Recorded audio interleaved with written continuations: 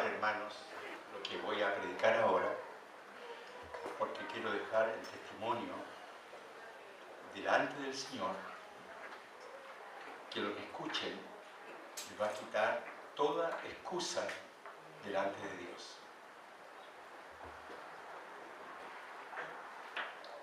Nunca antes, como hoy, nunca antes hubo tantas almas sin Cristo como hoy. Y por la misma razón, si nunca antes hubo tantas almas sin Cristo, pues por la misma razón,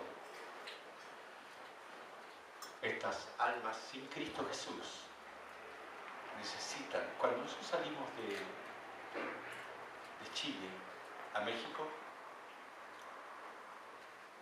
yo me acuerdo que decía en varias iglesias para levantar el sustento para nosotros, para vivir en México como misioneros, porque la ley mexicana me daba visa de misionero, pero no tenía visa de trabajo. Entonces yo tenía que demostrar, para tener la visa de misionero, para poder residir en México, tenía que demostrar mis ingresos. Y evidentemente una carta de Adelfos servía para decir que mi sustento era enviado por los hermanos de Chile. Sin embargo,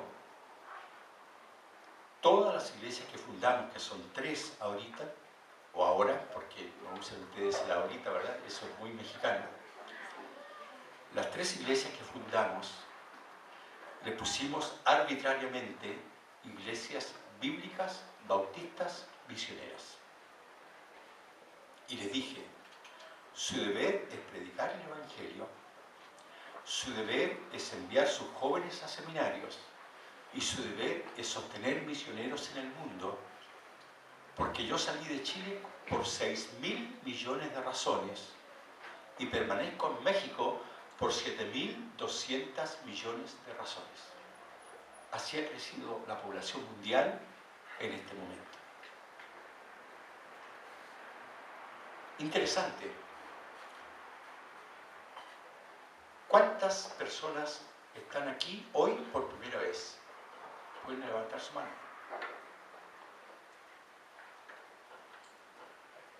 Pero ¿saben qué me pidió el pastor Freddy Fredes hace algunos meses atrás cuando me mandó el programa? ¿De qué tengo que predicar hoy, Freddy Fredes, pastor? Tengo que predicar el Evangelio.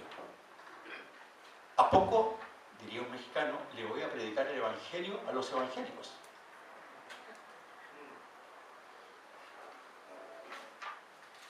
O sea, tengo que predicar la salvación del alma a los salvados.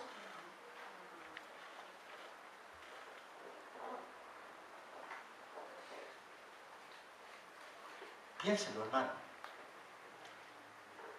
¿No debiera haber aquí un vecino, un compañero de trabajo, un pariente, aún un desconocido que usted invitó en la calle, y este templo con bancas o sillas extra y lleno el lugar con 40, 50 visitas, porque el pastor que fue invitado va a predicar el Evangelio hoy? Así que, ¿qué hago con el sermón que preparé? ¿Quieren que les predique el Evangelio? ¿Sí o no? ¿Y para qué? Pues si ya son salvos.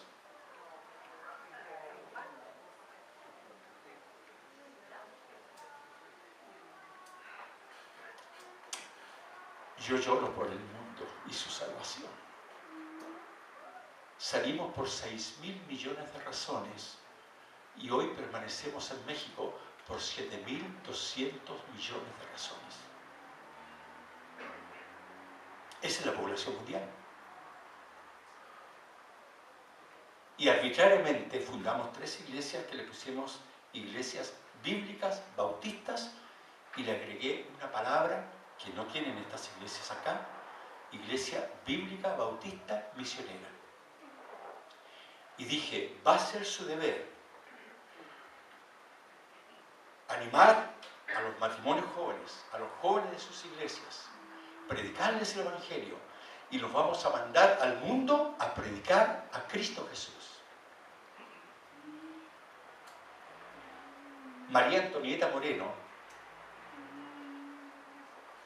era una joven que llegó con su mamá Remedios a la iglesia, invitada por otra familia de nuestra congregación. Se convirtió a Cristo Jesús. Creció en nuestra iglesia. Era una joven, ya tenía más de 20 años, soltera. Se convirtió a Cristo, se bautizó, y un par de años después, en una predicación de llamado para servir al Señor, ella se levantó y dijo que ella ofrecía su vida al Señor. Y entonces, para mí, que soy un pastor que predica el Evangelio y que puso a sus iglesias bíblicas, bautistas, misioneras, mi deber es que el principal gasto de nuestra iglesia, de las ofrendas, es para las misiones mundiales. Para salvación del mundo. No para tener lindos templos, no para tener bancas acomodadas, no para tener aire acondicionado, para salvar a la gente que está sin Cristo.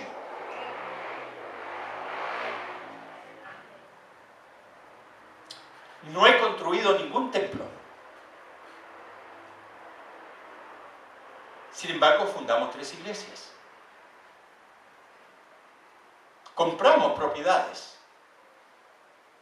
Compramos una casa grande que se usaba, la señora, la dueña de la casa, tenía esa casa grande con jardines, con un puentecito, con varias flores y plantas que adornaban el lugar, y se usaba como salón de fiestas, para quinceañeras, para cumpleaños, para bodas.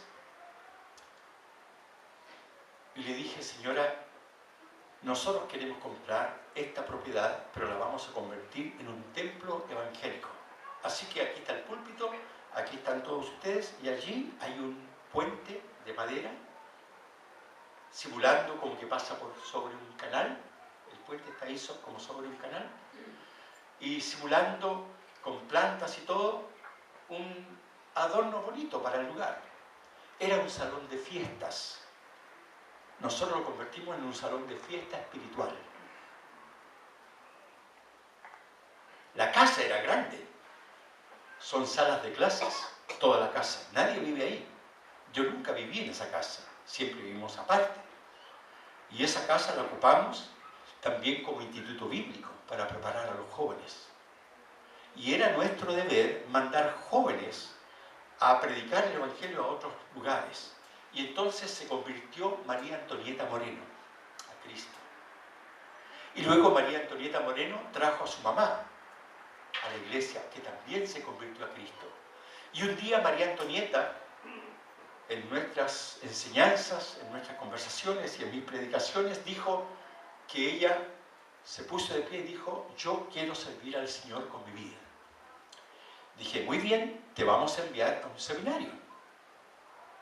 Y le enviamos al seminario bíblico Río Grande, que está en la frontera de Texas con México. Y allí ella estudió. Y cuando graduó, yo le dije, tú no te vas a quedar aquí. Tú vas a salir como misionera a algún lugar, así que está orando por eso. Y entonces, orando por eso, la enviamos a un país de África que se llama Marruecos. Y ella fue allá y empezó a predicar el Evangelio, y había ya también, frente a España, al otro lado, en la parte de África, había un misionero cristiano también, porque allá es un país musulmán, entonces no se puede predicar el Evangelio ni fundar templos como aquí. Este templo es un lujo, allá no se puede tener. El Evangelio se vive casi a ocultas, reuniéndose por las casas. Y había entonces una misión cristiana, bautista, puso una escuela pública, evidentemente una escuela particular, de paga.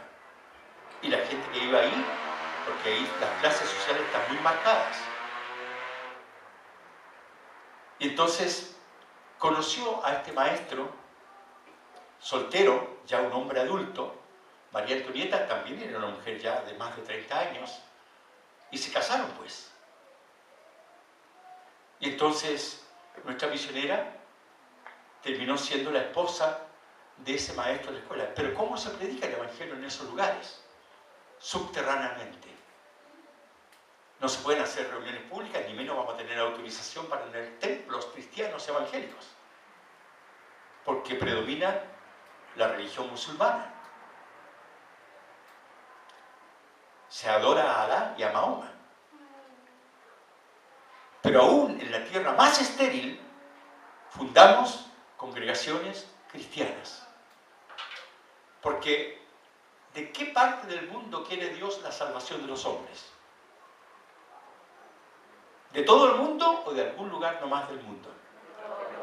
Nosotros hemos sido privilegiados, hermanos, los chilenos y Latinoamérica en general. Europeos y norteamericanos, canadienses, vinieron a esta tierra a predicarnos el Evangelio.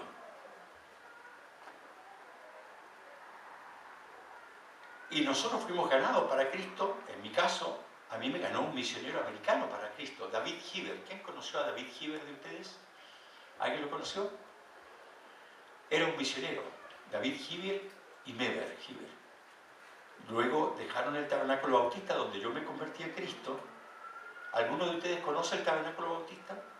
Levante la mano los que lo conocen. Ok, son muy poquitos. Está en el paradero 16 de la Gran Avenida. Séptima Avenida con cuarta transversal, ahí está el Tabernáculo Bautista. Y un compañero de escuela no entraba a las clases de religión, Roberto Castillo. Yo era dirigente estudiantil y el director de la escuela, y era del mismo partido político, el Partido Radical, y el director de la escuela era mi monitor en el Partido Radical. Él nos preparaba como líderes juveniles políticos. Y salía a pegar propaganda para diputados y senadores, y salía a gritar por el partido en las calles, y me convertí en el presidente de la Federación de Estudiantes del Liceo 6 de Hombres en Santiago. Pero en ese mismo instante, en ese mismo momento, yo era convertido a Cristo a los 14 años, y hasta los 16 años, cuando Rebeca era mi novia, a los 17 años, yo salí elegido como el segundo o tercer vicepresidente de la Federación de Estudiantes de Chile en un congreso que ocurrió allá en el Liceo número 1 de Niñas en Compañía, y salí elegido vicepresidente de la Federación de Estudiantes de Chile. Pero unos días después hablé con la mesa directiva y presenté mi renuncia porque tenía una lucha. O iba a servir al Señor con mi vida, o iba a ser un dirigente sindical. Y por lo demás que teníamos planes de casarnos con Rebeca. Así que no ejercí el cargo de dirigente estudiantil nacional. Pero en mi corazón ardía que yo tenía que servir a Dios con mi vida. Así que nos casamos, tenía yo 19 años, Rebeca tenía 21 años, formamos nuestro matrimonio. Unos 4 o 5 años después entré a trabajar a la empresa Unilever. Ellos ofrecían capacitar a su personal, darle clases y darle un título profesional, así que yo estudié de noche con la Unilever contabilidad y pude ser reconocido por la empresa como un contador. Pero al mismo tiempo era pastor de esta iglesia, la Iglesia Bíblica Bautista de Maipú. ¿Recuerdan? Que era trabajador de la Unilever y que era pastor de esta iglesia. Y salimos a predicar a las poblaciones. ¿Y por qué existe la Iglesia Abrazo de Maipú? La Iglesia Bautista en el Abrazo Maipú. Porque María Méndez se cambió para allá, ¿verdad? Que era miembro de nuestra iglesia, una anciana. Y yo le dije, yo acepto ser tu aval, porque ella necesitaba un aval porque era anciana y era viuda. Y yo tenía que ser su aval. Con el sueldo que yo ganaba en Unilever como un jefe de sección, tenía un muy buen sueldo y justifiqué para que ella pudiera tener su casa. Pero dije, no, yo te firmo como aval siempre que tú me permitas en tu casa empezar una iglesia. Y empezamos en su comedor, que era una casa chiquita. Después nos tenían que prestar los 2 dormitorios para la clase de niños. Y después construimos una capilla en el patio de su casa, que duró varios años. Y ahora la misión fundó un templo lindo allá en ese lugar, el Abrazo de Maipú. Esa iglesia la fundó esta iglesia. Yo no lo hice solo, lo hicimos con ustedes. Pero luego se cambió Eliezer Guevara y María Teresa Reyes, nuestra tesorera, Eliezer, nuestro diácono. ¿Se cambiaron a dónde? ¿A dónde se cambiaron los viejos de aquí? ¿A dónde se cambiaron? A La Pintana. Y los dos frente a frente viviendo en 2 departamentos. Le dije, María Teresa, Eliezer, Dios nos los trajo aquí, nos les dio justo juntos 2 departamentos frente a frente. Esta es nuestra ocasión para que fundemos una iglesia aquí. Así que empezamos en sus casas a tener estudios bíblicos, reuniones, y hoy existe, ¿verdad?, la iglesia bautista de La Pintana. La pastorea un joven egresado del Instituto Bíblico, Seminario Bautista nuestro, y son las 2 iglesias que fundamos antes de salir a México. ¿Cuál era mi experiencia cuando me fui a México? Yo no era pastor de la iglesia de Maipú. En realidad era pastor de la iglesia de Maipú, que había aprendido a fundar una iglesia en el Abrazo Maipú y en La Pintana. Así que Dios nos preparó ¿para qué entonces? Para predicar el Evangelio en México. Y en México no fundé una iglesia para que tuviéramos 3.000, 4.000 personas. Nunca he querido ser pastor de más de 200 personas. Porque no las podría pastorear. Y le hemos dicho, vamos a fundar otra iglesia. Así que en este momento, allá en México, existen 3 iglesias que durante estos 25 años Dios nos permitió fundar. Y todas tienen ahora su propio pastor. Y yo ahora soy su pastor consejero, nomás porque ya en mis 70 años ya no puedo tener la energía y la fuerza que tenía antes para fundar iglesias. Pero ahora yo asesoro a los 3 pastores que pastorean esas iglesias. Los apoyo con conferencias, con predicaciones, con consejería. De repente ellos me dicen, hermano Nelson, tenemos un matrimonio que está viniendo, se quieren divorciar, y nosotros dijimos que el pastor Nelson es un consejero matrimonial con su hermana, su esposa Rebeca, así que vienen a nosotros, les aconsejamos, con la gracia de Dios ese matrimonio no se divorció, ese matrimonio se reconcilió, ese matrimonio volvió a esa iglesia, ese matrimonio se bautizó, y ahora son los miembros que colaboran con esos pastores en esas iglesias. El Evangelio, hermano, es dinámico, es progresivo. Nunca antes, yo salí por 6.000 millones de razones, y ahora ¿por cuántos millones de razones estoy en México? Por 7.200 millones de razones, que es la estimación de la población mundial actualmente. O sea que en 25 años el mundo tiene 1.200 millones más de personas, y tuve que cambiar mi lenguaje. Salí por 6.000 millones de razones y permanezco en México por 7.200 millones de razones. Y a las 3 iglesias arbitrariamente les puse iglesias bíblicas, bautistas, misioneras. Y les dije, pastores, de su juventud tienen que salir jóvenes a los seminarios. Van a ser sostenidos por el sustento de esta iglesia. De esa juventud van a salir a las misiones. Y de esas misiones vamos a sostener misioneros y misioneras.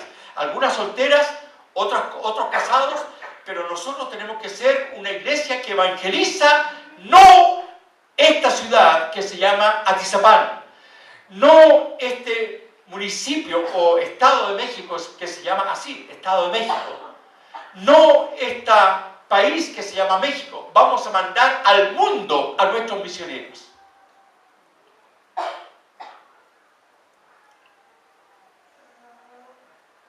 Eso es lo que yo entiendo que es el Evangelio. Pero venir a una iglesia, pasar 10, 5, 15, 20 años sentado en la iglesia, dar una clase en la escuela dominical, predicar el Evangelio a una vecina, y el mundo, las almas sin Cristo, ¿quién las va a ir a evangelizar? ¿Cuántos jóvenes de aquí estarían dispuestos? Nosotros éramos casados, éramos un matrimonio con 7 hijos y nos lanzamos en el nombre del Señor a evangelizar alguna parte de México. Fuimos locos, ¿verdad? Con 7 hijos te fuiste. Y no con el sustento completo. Es que sentíamos una carga por el mundo sin Cristo.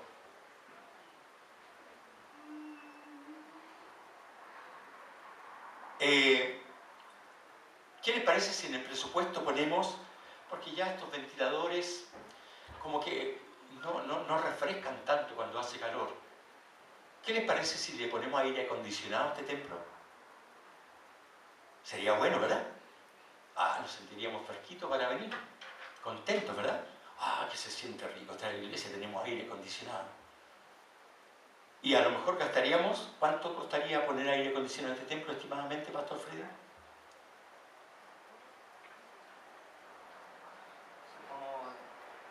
Una cifra estimada. 4 millones de pesos. 4 millones de pesos. Y que sería rico, ¿verdad? No hay que pedir, que se siente rico en la iglesia. No te pongas vestón. Viejo, anda así nomás y con el aire de la iglesia te vas a sentir fresquito. Y somos capaces de gastar el dinero en el aire acondicionado. Claro que las almas sin Cristo en el mundo nos importan menos que un rábano, pero tenemos aire acondicionado y estamos re bien en la iglesia, en el templo, porque la iglesia somos las personas, no es el templo. Esto no es una iglesia, esto es un templo. La iglesia es el grupo de personas que sentados en un cerro, que reunidos en una plaza o reunidos en un templo, nos llamamos la iglesia, somos las personas. Estos son templos, no son iglesias. Entonces les pido por favor que busquen en la palabra de Dios la visión que nos da la palabra de Dios en el libro de los Hechos, hermanos, por favor. El libro de los Hechos. Abran el libro de Hechos, por favor. Capítulo 10.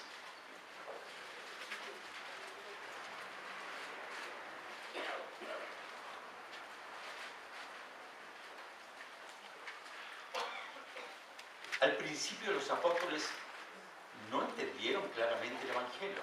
¿Recuerdan cuáles fueron las últimas palabras que le dijo el Señor a los apóstoles? ¿Y por dónde? Por todo el mundo. ¿Y predicar el Evangelio a quiénes? A toda criatura. Pero después de la muerte y resurrección del Señor, permanecían en Jerusalén. Se reunían periódicamente en Jerusalén. Venían las fiestas judías y más judíos se convertían a Cristo. Pero la orden del Señor había sido ¿cuál? Ir por todo el mundo y predicar el Evangelio, ¿cuánto? A toda criatura. Y cuando estaban en la alegría, en el fervor, en lo máximo de entusiasmo allá en Jerusalén, vino el diablo con su oposición, las autoridades religiosas con su celo, los judíos incitando a la autoridad romana para impedir que sucediera eso. Y entonces agarraron a uno de los líderes cristianos, Esteban, ¿recuerdan? Y murió por causa de Cristo.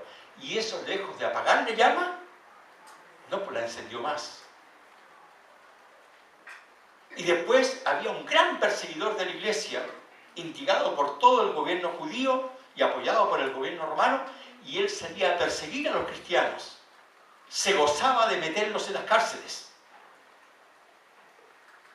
Y cuando estaban dando muerte a uno de los líderes de la iglesia cristiana recién nacida, él estaba con su presencia dando consentimiento, y la gente miraba a Saulo de Tarso, y Saulo de Tarso decía, muy bien.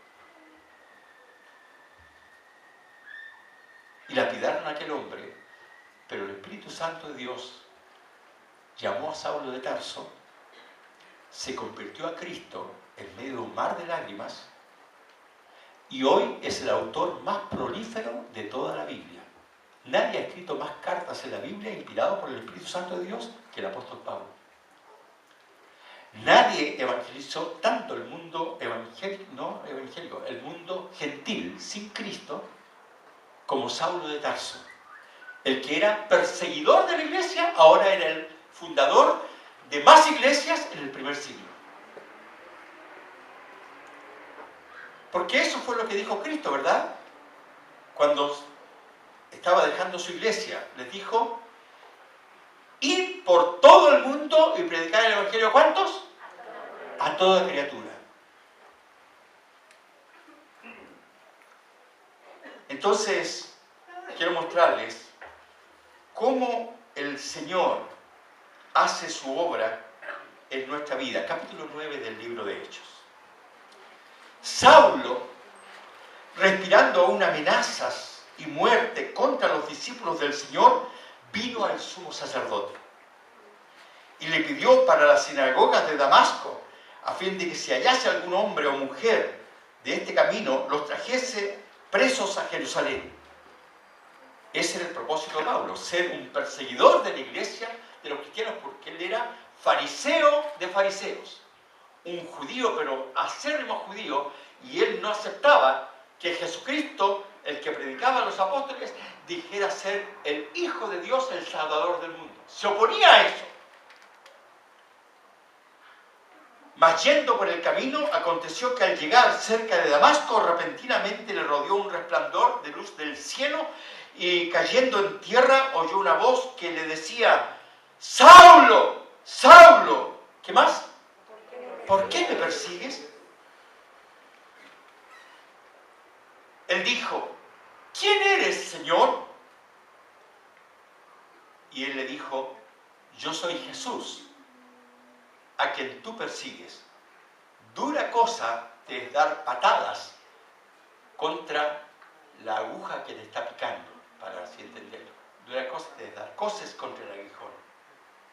Y él, que era soberbio, era de un carácter fuertísimo, no se doblegaba ante nada, era parado, decimos los chilenos, en sus hilachas. Bueno, él, temeroso y temblando, dijo: Señor, ¿qué quieres que yo haga? Y el Señor le dijo: levántate, entra en la ciudad y se te dirá lo que debes hacer. Y los hombres que iban con Saulo se pararon atónitos, oyendo la verdad la voz, pero sin saber ni ver a nadie. Entonces Saulo se levantó de tierra y abriendo los ojos no veía a nadie, así que llevándole por la mano le metieron en Damasco, donde estuvo 3 días sin ver y no comió ni bebió. ¿Qué pasó esos 3 días en la mente de Saulo de Tarso? 3 días en ayuno. Había tenido una impresión que le cambió toda su vida. Vio, dicen los mexicanos, con una expresión que no usamos nosotros, al mero mero. Vio ni más ni menos, traducido al chileno, al mero mero, ni más ni menos que al mismísimo Señor Jesucristo, a quien él decía que era un falso profeta, una persona que estaba contra el judaísmo y que él tenía que echar a la cárcel y acabar con ese movimiento del nazareno. Ese nazareno fue el que se le apareció.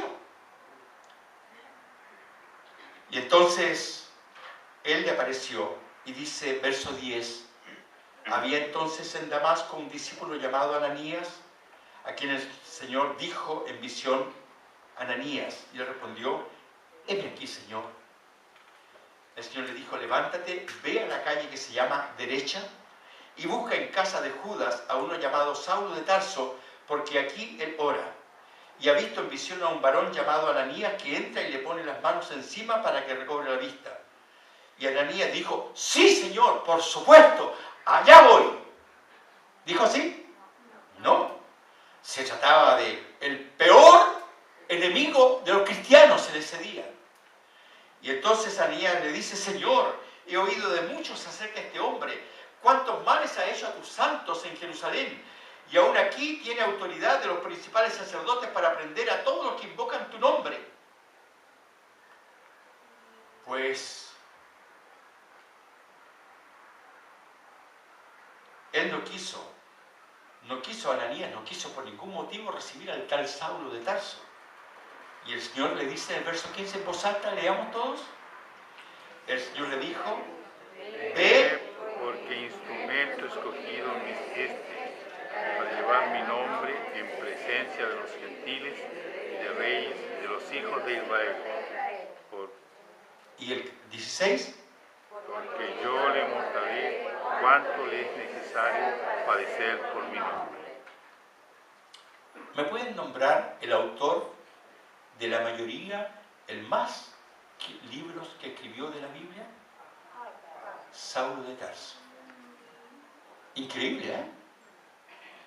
El principal seguidor de la iglesia es el autor más prolífero de libros de la Biblia. El enemigo de la iglesia original ahora se iba a convertir en el apóstol número 13, porque fue llamado a ser apóstol. Y iba a ser el instrumento de Dios, el más opuesto iba a ser el instrumento de Dios.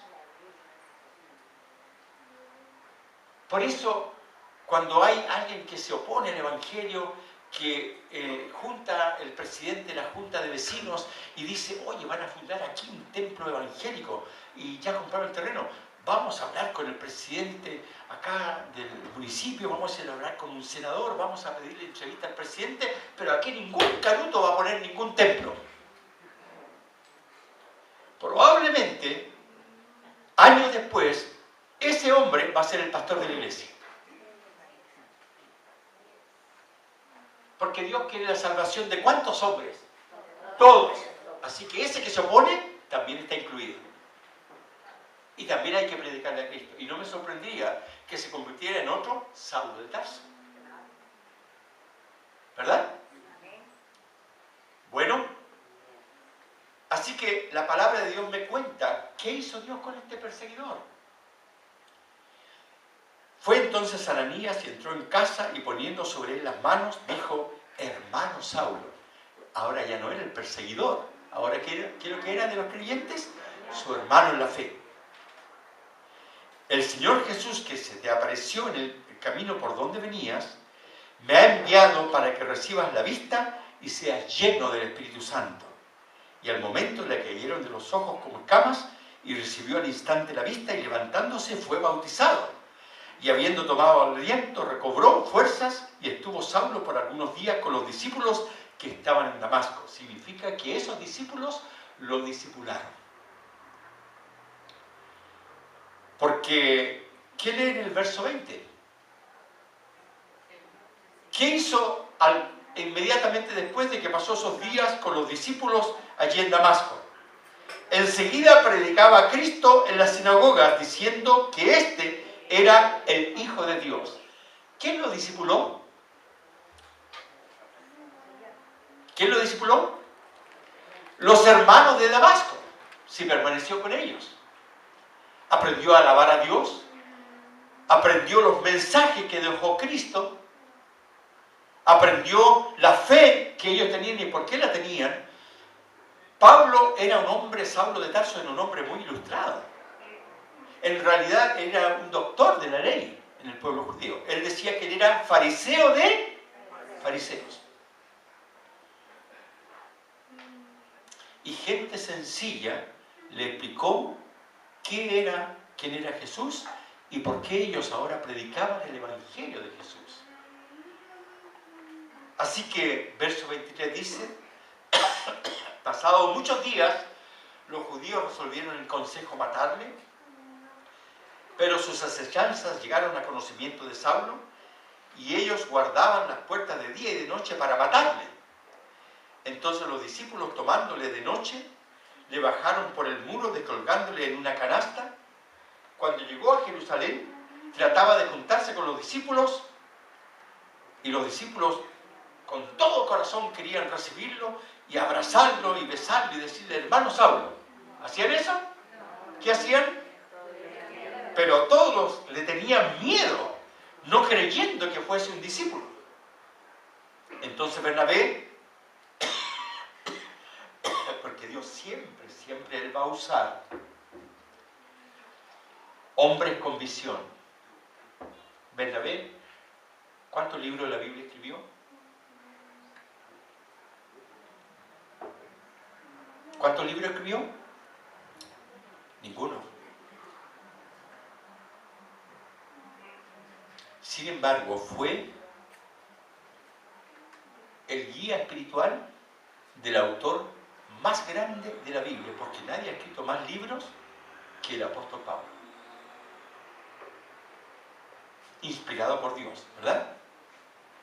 Pero eran los principios, era el bebé espiritual llamado Saulo de Tarso. Y literalmente Dios le dijo a Bernabé, cuídame este bebé espiritual. ¿Y qué hizo Bernabé? Entonces Bernabé, tomándole, lo trajo a los apóstoles y les contó cómo Saulo había visto en el camino al Señor, el cual le había hablado, y cómo en Damasco había hablado valerosamente en nombre de Jesús, y estaba con ellos en Jerusalén, y entraba y salía. Y ya el verso 29 se ve que Saulo de Tarso, ahora Pablo, todavía no era el apóstol llamado por el Señor, Saulo de Tarso, se ve que entendió claramente lo que pasó con esa visión que le llevó a conocer a Cristo como su Salvador. Y ya el verso 29 me dice, y hablaba dedonadamente en nombre del Señor y disputaba con los griegos, pero ellos procuraban matarlo. Cuando supieron los hermanos le llevaron a Cesarea y le enviaron a Tarso. Entonces las iglesias tenían paz por toda Judea, Galilea y Samaria, y eran edificadas andando en el temor del Señor y se acrecentaban fortalecidas por el Espíritu de Dios. ¿Qué hizo mientras tanto Saulo de Tarso? Se lo sacaron del medio porque políticamente dicho, Saulo de Tarso, convertido a Cristo, siendo el perseguidor de la iglesia y teniendo las cartas que le permitían eso de los sumos sacerdotes, ahora para los sumos sacerdotes ya no le era un instrumento, ahora le era un estorbo.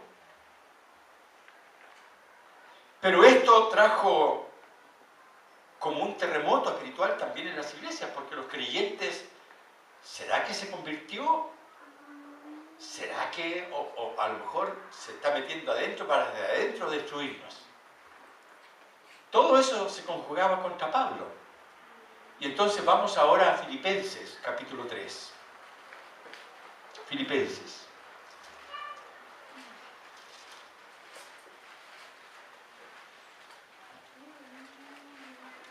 Filipenses, capítulo 3.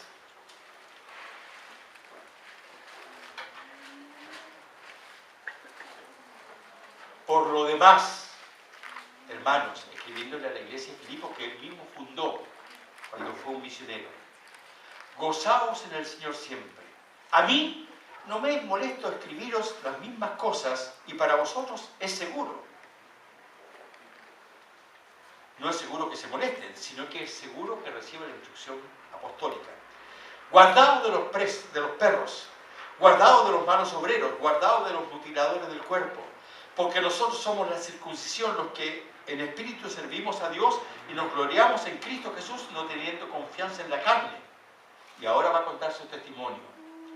Aunque yo tengo también de qué confiar en la carne. Si alguno piensa de qué tiene que confiar en la carne, yo más. Y empieza a contar su testimonio. Circuncidado al 8º día, del linaje de Israel, de la tribu de Benjamín. Y en cuanto a ser judío era hebreo de hebreos. Y en cuanto a la ley era de la posición más dura y más rígida, los fariseos, que le dieron mucha batalla a Cristo Jesús. ¿Recuerdan? Pero el Señor llevó a Cristo a un fariseo tremendo. ¿Cómo se llamaba? Nicodemo.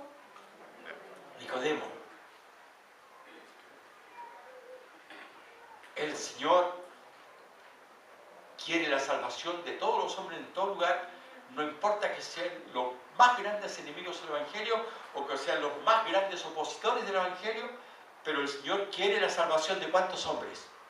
De todos. Así que Pablo, cuando era Saulo de Tarso, estaba incluido en el todo de Dios. Y él dice, circuncidado, verso 5, al 8º día, del linaje de Israel, de la tribu de Benjamín, hebreo de hebreos, en cuanto a la ley, fariseo, en cuanto a hacer lo que, ¿en cuanto a hacer lo que? No lo escucho. ¿En cuanto a hacer lo que? Perseguidor de la iglesia. Y en cuanto a la justicia que es de la ley, irreprensible. O sea, se sentía impecable.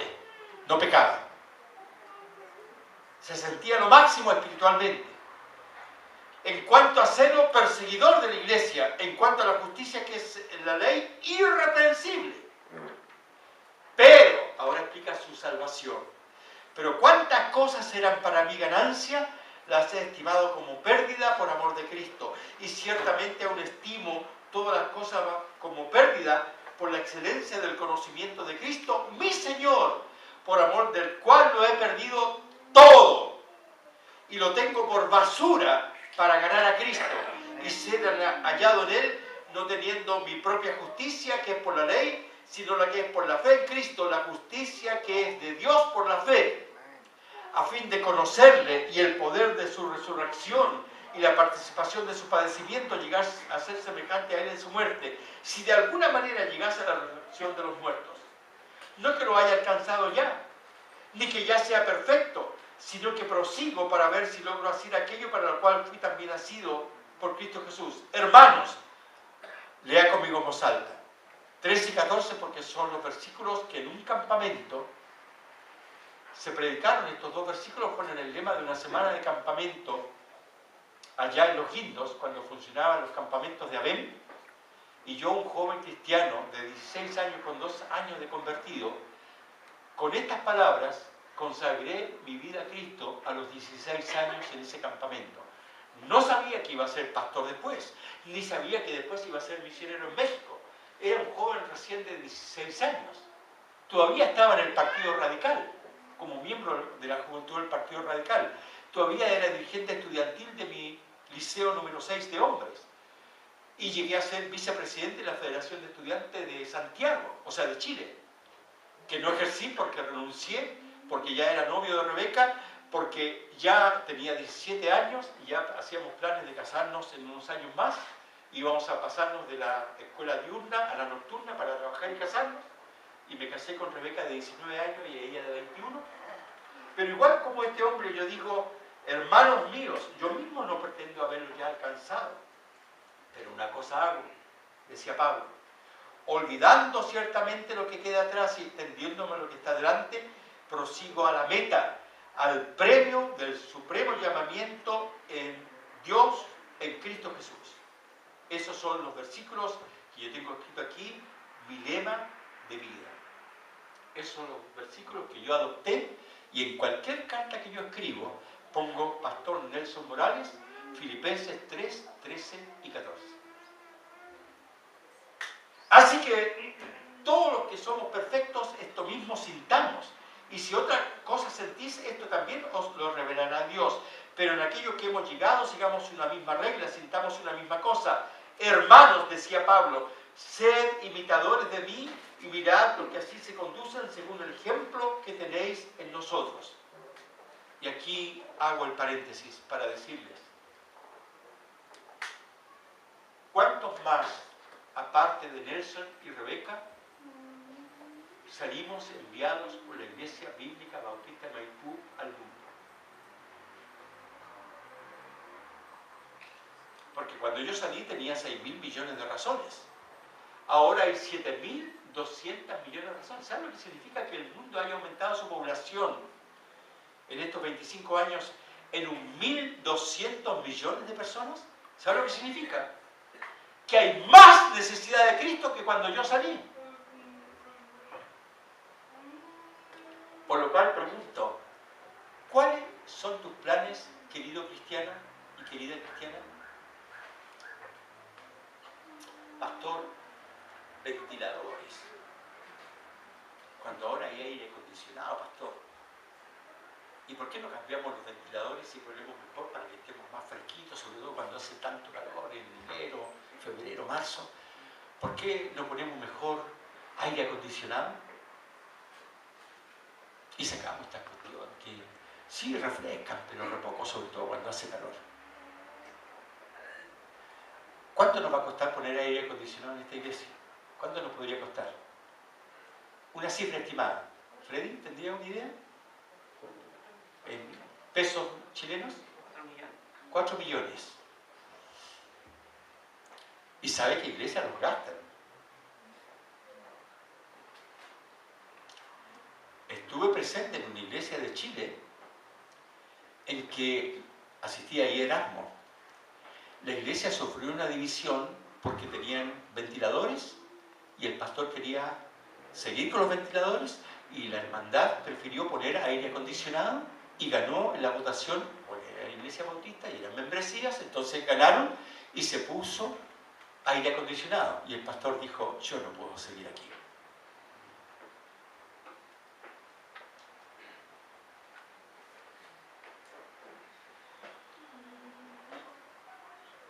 ¿En qué gastamos nuestro dinero personalmente? Nosotros diezmamos. Del sustento que recibimos damos el diezmo. Pero también apoyamos a misioneros con parte de nuestro sustento. Y somos nosotros misioneros que recibimos sustento de las iglesias chilenas y también, como no nos alcanzaba, visitamos iglesias en los Estados Unidos e iglesias de los Estados Unidos, también iglesias de ABEM, hoy son parte de nuestro sustento para poder permanecer en México. Pero nosotros también apoyamos misioneros. Y fundé las iglesias, las 3 iglesias, les puse iglesias bíblicas bautistas misioneras y han tenido que salir de nuestras iglesias, en México, de las 3 iglesias, han tenido que salir jóvenes a prepararse para servir al Señor en los seminarios. Ahora, por ejemplo, Damaris, su esposo es pastor en Cuernavaca, del estado de Morelos, famosa Cuernavaca porque allá va mucha gente porque es un lugar paradisíaco para ir a vacacionar. Le encanta a la gente ir a esa ciudad. Es una ciudad turística.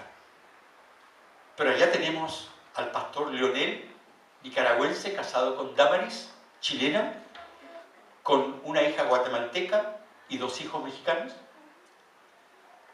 Y entonces, ¿cómo iba a ir a estudiar? Pues la iglesia mexicana participó del sustento que él necesitaba para estudiar.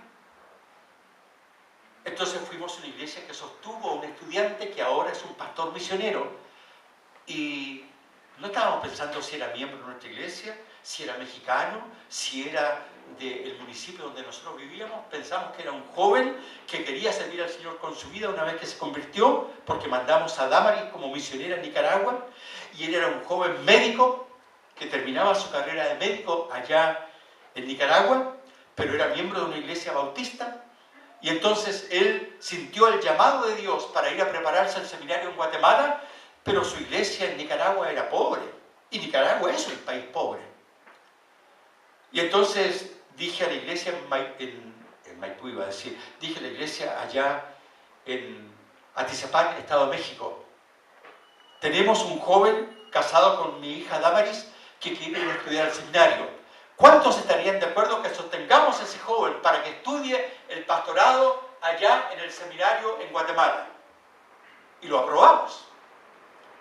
Y por los 4 años que Leonel estudió en el seminario bíblico de Guatemala, que se llama Seminario Teológico Centroamericano, la iglesia de México lo sustentó. Le pedimos que viniera un par de años para estar con la iglesia como un pastor asistente, y actualmente es el pastor de la iglesia que fundó otro chileno, ustedes lo conocen porque también era miembro de acá, Sergio Herrera. Sergio fundó la iglesia y el que se hizo cargo de la iglesia cuando Sergio volvió acá a Chile fue mi yerno, Leonel Pérez Morales, casado con Damaris Morales, que estudió en CETECA. ¿Y quién financió sus estudios? La Iglesia de México, con ofrendas. Y si alguien me decía, ¿y por qué nosotros tenemos que estar financiando a un nicaragüense que va a estudiar a Guatemala y que no va a ir a trabajar en esta iglesia? Eso es una estupidez, es egoísmo. Porque nosotros lo que queremos es la salvación del mundo. Y si un joven de aquí se para y dice que siente el llamado de Dios para ir a Rusia, y que siente el llamado de Dios para que tiene que ir a prepararse a un seminario, y que se va a ir a estudiar, por ejemplo, al seminario CETECA de Guatemala, y que hay que pagarle 4 años de estudio, y que hay que financiar su ropa, sus viajes, sus estudios, sus libros, todo, y que él después que termine va a ir a predicar el Evangelio a Rusia. Esta iglesia hizo la voluntad de Dios. ¿Por qué? Porque Dios quiere la salvación de ¿cuántos hombres? De todos los hombres. Y si Rusia necesita de Cristo y Dios llama a un hombre así y no tiene sustento, ¿y por qué yo tengo que estar apoyando a un centroamericano si nosotros somos chilenos? En el Evangelio no hay ni chilenos, ni argentinos, ni mexicanos, ni norteamericanos, ni europeos. Todos somos una iglesia en Cristo. ¿Verdad? ¿Amén? Y cuando yo abrazo a un hermano, por ejemplo, estuvimos con Rebeca en las Antillas holandesas, Curazao y Bonaire. La mayoría de los habitantes de Curazao y Bonaire, donde fuimos a dar conferencias con Rebeca, son negros. Pero les digo, son negros del verbo negro. O sea, son negros, requete negros. Y los blancos son la excepción de la regla. O sea, los blancos son como una ampolleta que está alumbrando en medio de todos los hermanos negros. Yo estaba feliz con ellos, hermanos. Yo los abrazaba, les daba un beso en la mejilla, les decía, apriétame fuerte, porque ustedes los negros son más fuertes, ¿verdad? Pero yo no le decía negro, ¿verdad? Hermano, tú eres más fuerte, apriétame nomás. Y yo le daba un abrazo apretado. Son mis hermanos. No importa que sean amarillos, blancos, verdes, azules, negros, no importa, son mis hermanos de fe. Y disfruté de estar allá en las Antillas holandesas, Curazao y Bonaire, dando conferencias. Y de esas conferencias, un matrimonio se fue a estudiar al seminario Río Grande. Y de esas conferencias, ese matrimonio que estudia en Río Grande, hoy él es uno de los maestros de Río Grande y un conferencista, hermanos. Mide como 2 metros de alto. Se imaginarán la voz que tiene, ¿verdad? Porque fornido, ¿verdad?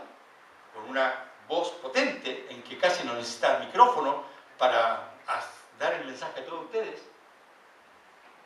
Pero, y yo para abrazarlo tengo que abrazarlo acá para arriba, porque son grandes, son altos. Ay, hermano querido, ¿tienen esa visión del mundo? 7.200 millones de habitantes en el mundo, la mayoría en esta generación sin Cristo.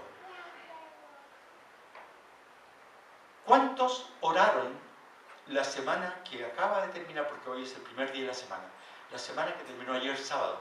¿Cuántos oraron por misiones internacionales, por la salvación del mundo? 2, 3.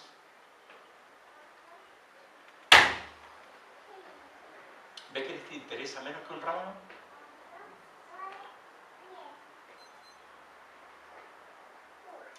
¿Cuántos preferirían cambiar los ventiladores por aire acondicionado? Después de lo que dije, no se van a atrever a levantar la mano.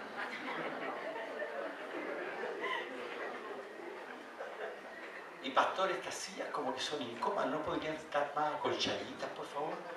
Porque mire, todavía hay bancas que usamos. Ya botemos esas bancas, pastor, y aire acondicionado y bancas cómodas. Que los hermanos se sientan bien. ¿Y los hombres sin Cristo en el mundo? ¿Quién va a ir a predicarles si estamos gastando el dinero en esas cosas? Y que una iglesia me diga que se pelearon porque un hermano dijo que el presupuesto para hacer el jardín era de tanto, y el otro dijo, no hermano, tenemos que ir a predicar a Cristo. No hermano, esta iglesia tiene que estar bonita, lucir bonita, para que la gente quiera venir acá. Y ganó el proyecto de hacer un nuevo jardín para la iglesia y perdió el proyecto de mandar ofrenda misionera. ¿Y qué necesitamos más? ¿Jardines en el templo o misioneros en el mundo? Es que algunos estamos bien desubicados. Se nos perdió la brújula, hermano. Y estamos navegando por el mundo sin la brújula de Cristo que dice, a la verdad, la mies es mucha y los obreros son pocos. Rogad que el Señor envíe obreros a su mies. Esta semana, ¿cuántos de ustedes oraron porque Dios envíe obreros a su mies? ¿Se dan cuenta? ¿Ve que les interesa menos que honraban la salvación del mundo?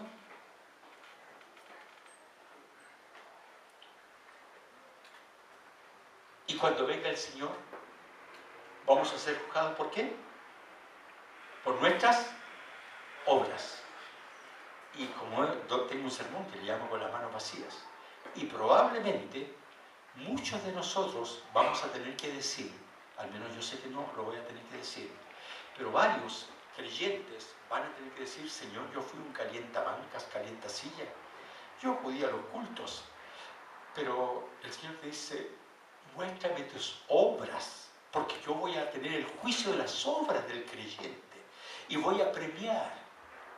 Si la obra de alguno permaneciere, él recibirá recompensa, pero si alguna obra se quemare porque por el fuego será revelada, él sufrirá pérdida, si bien él mismo será salvo. O sea, la salvación no se pierde, pero va a haber una recompensa por las obras.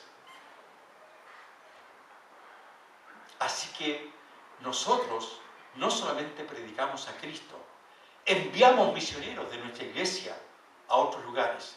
No solamente predicamos a Cristo, enviamos jóvenes a prepararse a los seminarios y gastamos parte del sueldo, del sustento de la iglesia en los seminarios para que los jóvenes estudien.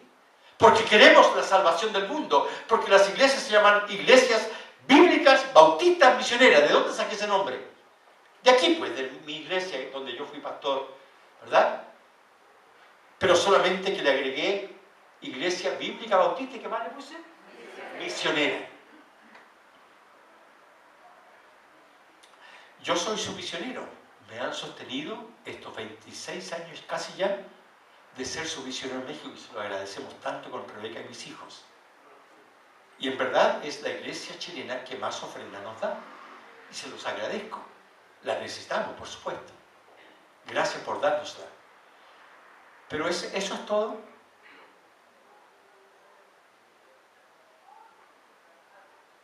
¿O hay que hacer más? Llegan las vacaciones. ¿Hay planes para salir a evangelizar con los jóvenes en los periodos vacacionales?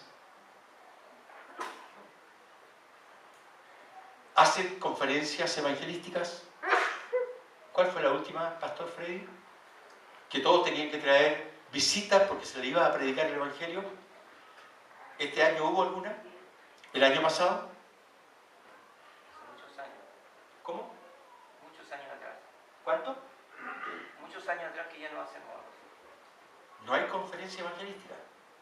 O sea que yo no tengo que invitar vecinos, parientes y amigos. ¿Para qué? Si ya con la cantidad que vamos, si invitamos gente, el problema que vamos a tener que ampliar este templo, comprarle el señor del lado que lava carros, le vamos a tener que comprar ese terreno para poder tener mejor aire acondicionado, mejor y bancas mejor acolchaditas, así que en el invierno nos dejen calentitos y ventiladores, ¿no? Aire acondicionado para que en el verano nos sintamos más cómodos. ¿Y las almas sin Cristo? ¿Y cuántos de ustedes van a entregar sus hijos para que vayan a las misiones internacionales? Poliana, la hija mayor nuestra, es esposa de un pastor, José Luis Cortés, en Antofagasta, y están pastoreando una iglesia que ellos mismos fundaron. Nelson estudió ingeniería civil química, es ingeniero, egresado de la Federico Santa María de Valparaíso. El gerente de la empresa me dijo, cuando tu hijo necesita las prácticas, aquí las tiene. 2 años, en 2 veranos hizo sus prácticas en la compañía Unilever. Y en la última semana el gerente le dijo, te titulas, me traes el título y aquí estás contratado. Pero ese año, el último año de ingeniería, el misionero con el que él trabajaba en Viña del Mar tuvo que ir por 1 año a Estados Unidos. Y Nelson pensaba que iba a dejar la iglesia a cargo de los diáconos. Él era uno de los diáconos. Y lo sorprendió diciéndole, no, tú te quedas como el pastor interino de esta iglesia. Y ahí se quedó en Viña del Mar como pastor interino de la iglesia en Viña del Mar, de la iglesia bíblica bautista allá. Y ese año nos habla y nos dice, papá, ¿qué diría usted si yo me titulo de ingeniero, pero en vez de ejercer como ingeniero en la Unilever, ¿me voy a estudiar a un seminario? Pues yo grito de alegría, hijo, y tú te vas y te apoyamos. Claro que sí. Nelson estudió 4 años de licenciatura en teología. A Nelson le decimos, es el Mateo de la familia. Este se sacaba 7 en la escuela fácilmente, en el liceo también, y en la universidad también. Excelente alumno. Por eso la compañía lo iba a contratar, la compañía Unilever. Pero él se decidió ir a estudiar al seminario Ceteca. Estudió licenciatura 4 años, estudió maestría 4 años más, trabajó unos años como maestro en el Ceteca de Guatemala, Seminario Teológico Centroamericano. El seminario lo becó, no le alcanzaba la beca, nosotros le dimos un apoyo más y se fue a estudiar un doctorado en teología. Estos días recientes fue coautor con otro compañero de esa universidad cristiana donde estudió el doctorado en teología. Acaban de terminar un libro escrito en griego. Yo soy pastor, hasta ahí llegué, 3 años en el Instituto Bíblico Bautista. Pero Nelson es un teólogo, ya ha escrito libros, enseña hebreo y griego, y no fue el ingeniero químico de la Unilever. ¿Hice bien o hice mal? ¿Hice bien o hice mal? Bien. Les pregunto, ¿hice bien o hice mal? Bien. Bien. Me gozo que mi hijo no tiene el gran sueldo, ni vive en la tremenda casa, ¿no? Un misionero americano consiguió rentar una casa, él vive en el 2.º piso y Nelson vive en el 1.er piso, y la señora que les renta a un precio económico, un muy buen departamento, con el que era el director del seminario Ceteca de Guatemala. Él es su vecino. No tuvieron hijos, Nelson y Senia no pudieron tener hijos. Así que los dos son maestros del seminario.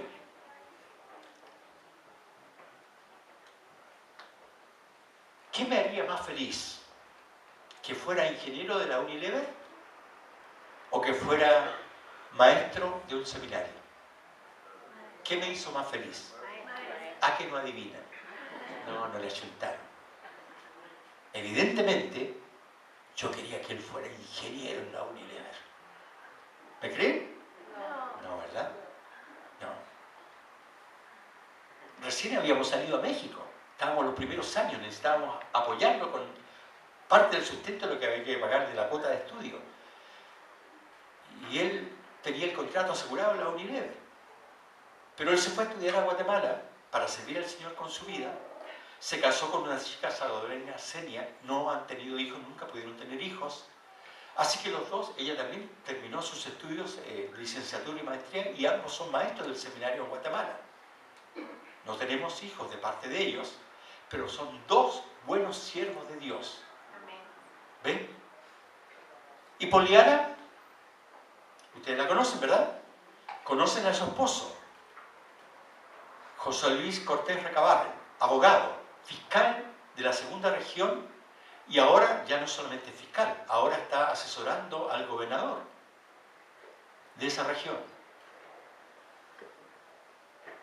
Pero él es pastor y está fundando una iglesia. Y estudió para ser pastor de noche. Y ahora es pastor y tiene un cargo público de importancia en Antofagasta. Pero su corazón es fundar una iglesia, y ya fundaron la iglesia, allá voy a ir a predicar en unos días más. Damaris es la esposa del pastor en la iglesia que fundó el pastor Sergio Herrera, allá en Cuernavaca, Morelos, que es más conocida, pero en realidad el municipio se llama Jutepec, Morelos. Y Sergio levantó un templo como este y quedó en su lugar mi yerno, Leonel, casado con Damaris. Y tenemos a Rebeca, a Nicole y a Leito, nuestros 3 nietos. Así que Damaris es esposa de un pastor. Y Pablo se casó con una americana, pero nacida en Tailandia, porque sus padres eran misioneros en Tailandia, entonces es una gringa tailandesa. Se casaron porque los dos se conocieron en el seminario de Dallas, donde llegó ella a estudiar de